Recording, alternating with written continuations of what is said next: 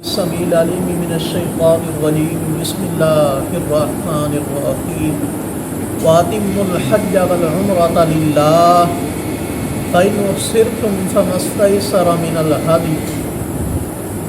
اللہ کریم ارشاد فرماتے ہیں اور تم حج اور عمرہ کو مکمل کرو اللہ کے لیے، یعنی جب تم نے حج اور عمرہ کا ارادہ کر لیا ہے تو اب اسے پورا کریں۔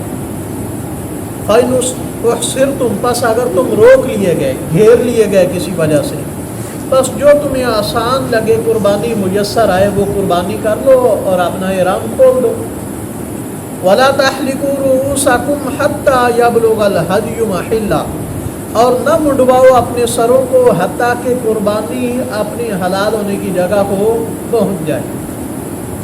رسول اللہ صلی اللہ علیہ وسلم عمرہ کی نیت سے سینکڑوں صحابہ کرام کی ساتھ نکلے، مقام حدیبیہ پر روک دیے گئے۔ بدیل بن ورقہ آ کر کہتے ہیں کہ مشرکین مکہ آپ کو عمرہ نہیں کرنے دیں گے تو وہ جنگ کریں گے، تو رسول اللہ صلی اللہ علیہ وسلم نے ارشاد فرمایا ہم تو جنگ کی نیت سے آئی نہیں، عمرہ کرنے کے لیے آئے، بہرحال روک دیے گئے۔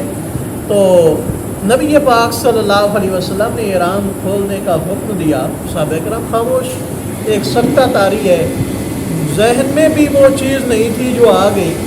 تو پھر جب آپ نے باری باری لوگوں کو کہا، کوئی نہیں کر رہا تھا، تو آپ کی زوجہ محترمہ نے کہا یا رسول اللہ صلی اللہ علیہ وسلم یہ آپ پر جان قربان کرتے ہیں، آپ خود یہ عمل کریں گے، آپ کو دیکھ کر یہ خود بخود یہ کر دیں گے۔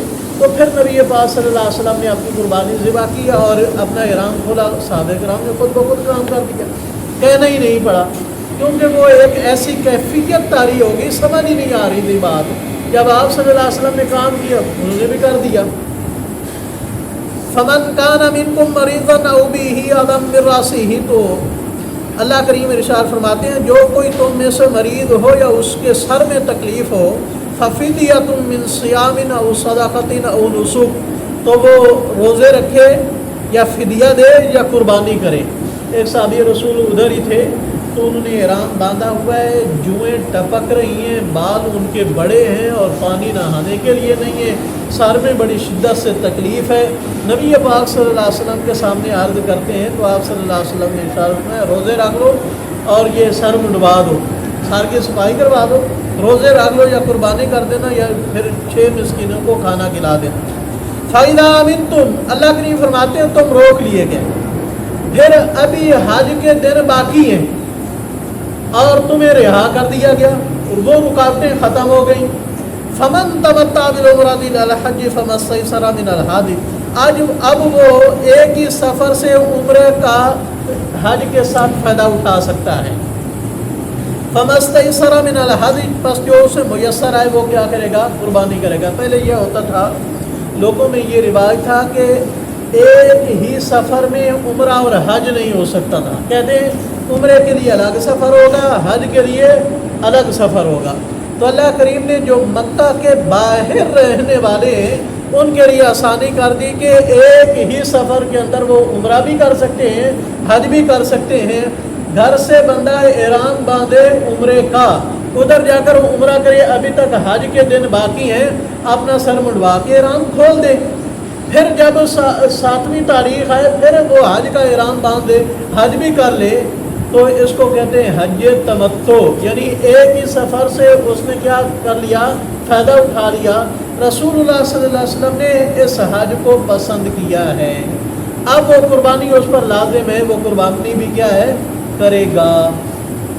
حج قران یہ ہے کہ گھر سے وہ چلا، اس نے حج اور عمرے کا دونوں کی اکٹھی نیت کر کے احرام باندھا، اب وہ عمرہ کر کے حلال نہیں ہوگا بلکہ اسی احرام میں رہے گا، جب تک حج مکمل نہیں ہوتا احرام کے اندر رہے گا۔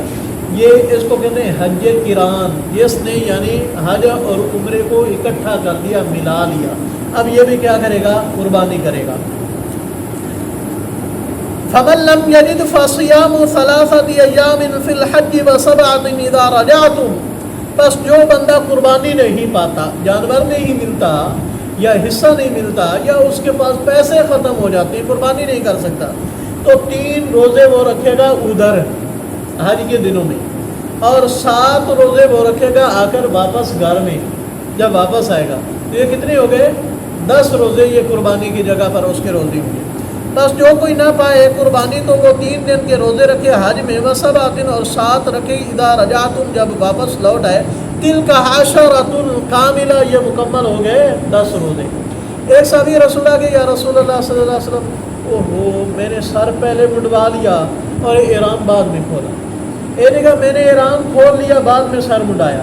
ایک نے کہا یا رسول اللہ میں نے قربانی کر لی اور احرام بعد میں کھولا. یعنی ترتیب ان سے آگے پیچھے ہو گئی. ہر بندے کو نبی پاک صلی اللہ علیہ وسلم کا یہی جواب تھا، کوئی مسئلہ نہیں، کوئی حرج نہیں. یعنی آگے پیچھے ترتیب ہوگی تو اس میں کوئی مسئلہ نہیں ہے. ذالک لمن لم یکن اہلہ حاضر المسجد الحرام، یہ مسئلہ ان لوگوں کے لیے سہولت کے کہ سفر میں یہ کام کر سکتے ہیں دونوں جو مسجد حرام کے رہنے والے نہیں ہیں، باہر کے، حدود حرم کے باہر کے، میقات سے باہر کے. واتقوا اللہ، اور تم اللہ سے ڈرو. واعلموا ان اللہ شدید العقاب، اور یقین رکھو کہ اللہ سخت سزا دینے والا ہے. اللہ تعالی ہمیں بھی حج و عمرہ کی توفیق نصیب فرمائے.